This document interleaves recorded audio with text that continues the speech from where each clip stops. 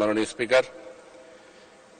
Speaker, ইতিমধ্যেই আমার নির্বাচনী এলাকার মহাসড়কের যে কষ্ট ছিল বঙ্গবন্ধু কন্যা, সেগুলো সমস্ত কার্যক্রম করে দিয়েছেন। আমার 4টি উপজেলা, 3টি পৌরসভা, একটা জেলার সমান এরিয়া। এখানে গ্রামীণ সড়ক, ইউনিয়ন সড়ক, এই সড়ক এখনো প্রায় 800 কিলোমিটারের অধিক রাস্তা কাঁচা রয়েছে।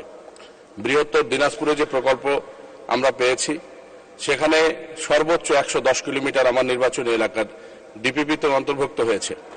মাননীয় মন্ত্রীর কাছে আমি আকুল আবেদন জানাই, আমার নির্বাচনী এলাকাকে কেন্দ্র করে কোনো বিশেষ প্রকল্প যদি না দেওয়া হয়, এই রাস্তা আগামী 10 বছরেও কিন্তু পাকা করা সম্ভব হবে না।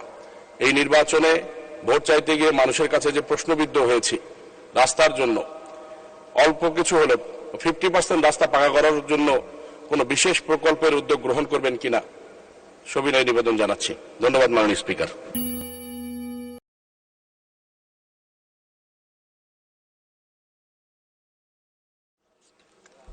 মাননীয় স্পিকার, আপনাকে ধন্যবাদ।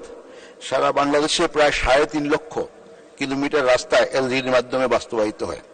তো আমরা অবশ্যই এটা স্বীকার করব, এখনো সব রাস্তা আমরা পাকা করতে সক্ষম হইনি।